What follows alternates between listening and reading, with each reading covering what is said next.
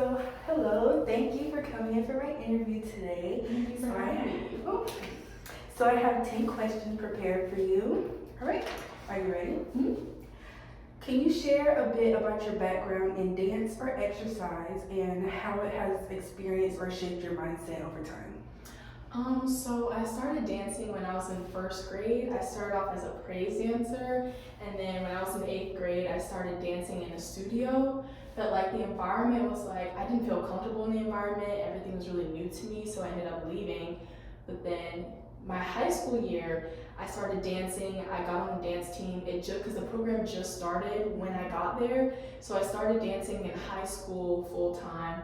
And then I joined the dance team when it was made my sophomore year. Then I did that all the way to my senior year. And then my dance teacher in high school convinced me to dance here, and I've been dancing at Winthrop for the past 4 years. Okay. All right. And how do you think your personality traits influence your approach to sports and exercise? And can you give me an example of how your personality has impacted your performance or motivation in dance?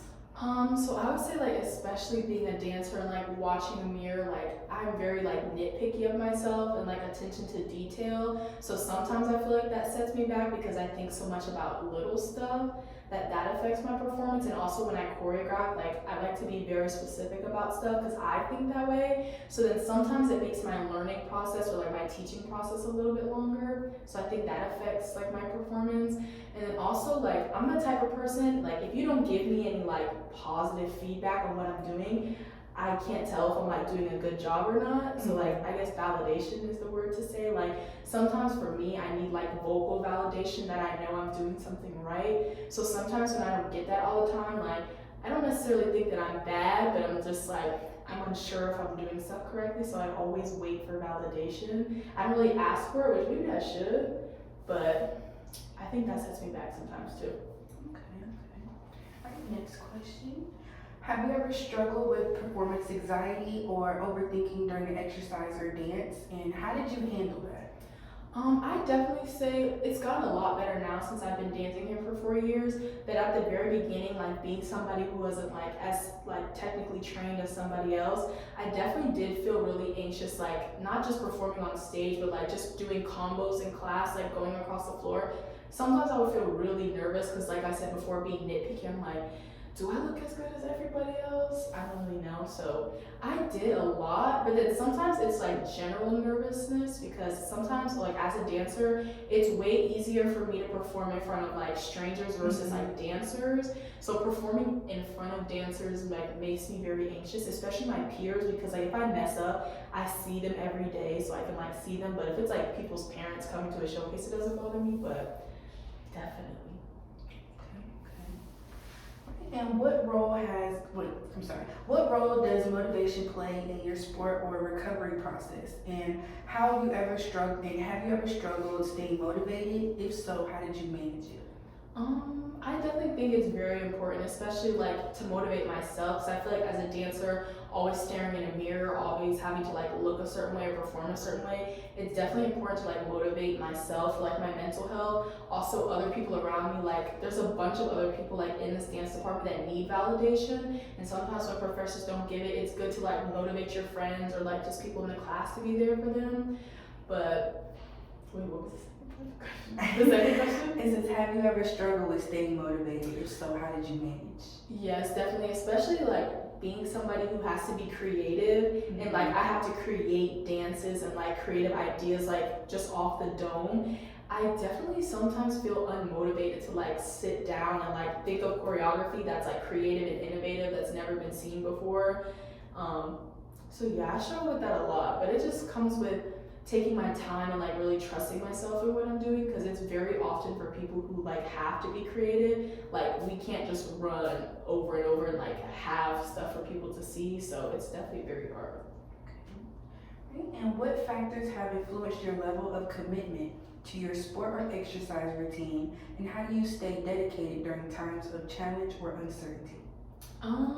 I definitely think myself, like I feel like I'm very resilient, especially because how much money I pay to go here, how much time that I put here, and the fact that I've been dancing for so long and like this is something I've become accustomed to, that like if I quit now, like what else would I do? Yeah. Like, this is something that I've always known, and especially like, yeah, if I just drop out and stop doing that, like I couldn't picture myself doing anything else. Like I really feel like this is like something that I was like born to do. So I always like use that to motivate me. Also being able to like dance with my friends, like people that I'm really close with, that motivates me. I feel like our department is very small, so we have a really like close personal relationship with our professors as well. So to like be able to talk to them and actually connect with people that are teaching us, that definitely motivates me as well. That's good. I love that for you.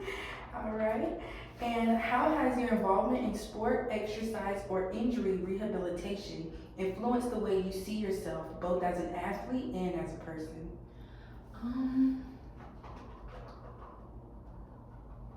That's difficult. I don't know. Can you repeat the question one more time? Yeah. So I can think of it.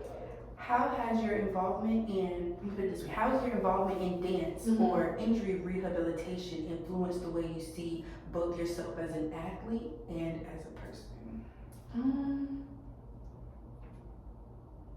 I feel like my relationship with dance is very personal, especially because I started doing it like in church, and it's something that connected me with like God as well as myself and like other people. So because it's very personal to me, I think that like I'm the type of person like I laugh and joke, but like dance is something that I take very seriously. So I think that sets like the tone as me as a person, like especially since I've been dancing since I was like 5 or 6 years old, to really sit down and be like, if you're passionate about something and you have a drive and it feels natural to you, then it's truly meant for you. And if you don't ever feel like you derive from it or it's complicated, then it's not meant for you. So I feel like that sets the tone for me as a person, like when I choose stuff and where I choose to like put energy, if I know that it's a good place for me to be in, if that makes sense. All right, next question. How do the rewards in dance competitions impact your motivation? Do they push you to improve, or do they sometimes create pressure that affects your passion for dance?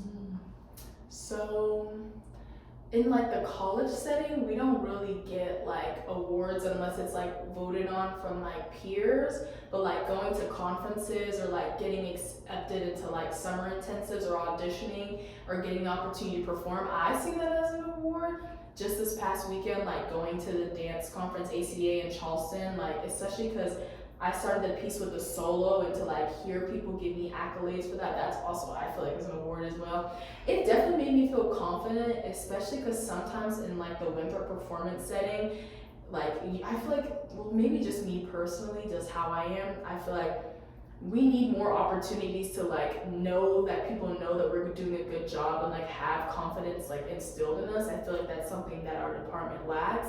So to go to another place with like a bunch of dancers that are all at like a high level, to hear like good jobs and like congratulations and like awarding things about stuff that I've done, it definitely made me feel confident. We got in, like we performed at the first show, and we got in and we got a lot of good compliments from like adjudicators. And then people already had high expectations because they've already seen it, and then I set the tone for the piece. So like I was very happy and I felt confident, like we were walking around, we're like, we did a good job. But then the second time we performed it, you could tell that like I had a lot of anxiety, especially because people have already seen it and they had such high expectations to like continue to maintain it. But that's like in an outside setting, but when I come to school, like getting compliments from people, I just feel normal because I see the people every day. But to get compliments from people I've never seen definitely boosts the ego a little bit. Okay. Right. So how do different behavior approaches, such as positive or negative reinforcement, punishment, influence, let me rephrase. How do different behavior approaches, such as positive or negative reinforcement, or punishment influence the way dancers learn, perform, and stay motivated in dance? And can you share a personal experience where a specific approach had an impact on you or someone you know? I feel like in the dance world specifically, like it depends because we're always getting corrected. Like if our arm's out of place, if our leg's out of place, if the emotion isn't there, we always get a lot of feedback. And honestly, like I think that's made me like a stronger person because of so much feedback and like corrections that I get from like professors. Even if it comes off like kind of harsher than it should be, it's always to make me like a better person. So I think for us that makes us like more hard shell. I don't know if that's the right word to say. That makes us like tougher individuals. But like I said before, like positive reinforcement, it just makes me feel like, okay, I know I'm doing a good job, like, and I just move on from it. But like, I haven't had a personal experience where somebody said anything like particularly negative to me, but like it can be sometimes like, because you never know like what kind of day somebody's having, and then sometimes hearing like a bunch of negative feedback sometimes can like ruin someone's day. And I feel like if your mind's not in it, you're not going to perform as well in class, because especially as a dancer, like you don't just have to read in the body, you have to read in the face too, because you can look at somebody who's like a beautiful dancer, and if you look them in the face and they're not in it, like it would all be worth nothing.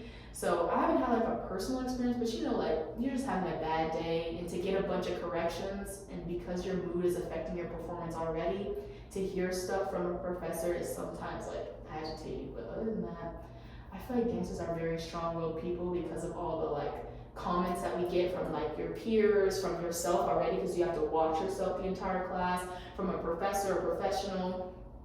Dancers are pretty strong individuals, I feel like, when it comes to like negative feedback. All right. More questions? Right. So how does your desire to achieve success versus your fear of failure influence your performance in dance, and how do you navigate these feelings to stay motivated? I definitely say, like how I said before, like I have a like really big drive for dance because I'm really passionate about it. But because dance is such like a blasé thing, it's not like a stable career. Like you can't be a professional dancer and it's like stable your entire career, or even to be an educator, teachers already don't get paid a lot. So I'm definitely fearful about not like specifically my performance, I would say, just like what's next to come post-college. So I think like for me, and I can say this for a lot of other dancers too, that when we're in this environment, we train as hard as we can, we work hard, we perform as much as we can, because when we get out in the real world, who knows if we're going to get a job, or like if anything's ever going to be stable after this. I know that's like sad to say, but it's true. But I definitely feel like although we're fearful of what's to come, like you have to take advantage of this moment, because a lot of us graduating are about to start auditioning for like companies, to be like just in the professional setting in general. So I don't know, because I'm dedicated, I just keep pushing through, but that's always in the back of all of our minds. But I think it hurts us more mentally than like physically how we perform, I think. Okay. Right, this is our last question. So, what are your long-term goals in dance, and how do you mentally prepare yourself to achieve these goals? So post-graduation, my plan is to teach in a public school setting while getting my certification to teach in the state at the same time through like teacher ed programs.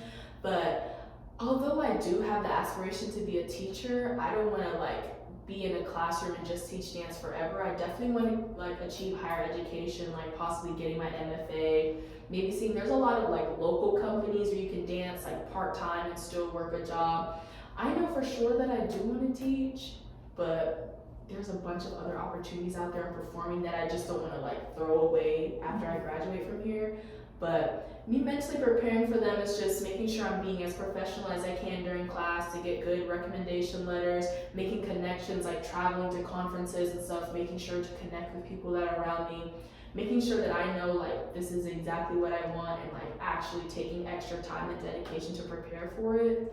And that's all I can do, and just hope I get a job. Okay, and I got one last question for you. Is there like a particular age or grade that you would like to teach dance to? I know for sure that I want to teach high school, but after I get my master's, I have been thinking about being a college professor. Yeah. Would you come back to Winthrop? Love with them down, but I don't know if that's for me. Okay.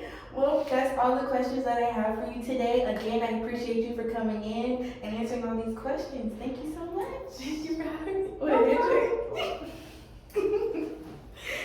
Boom, we did it.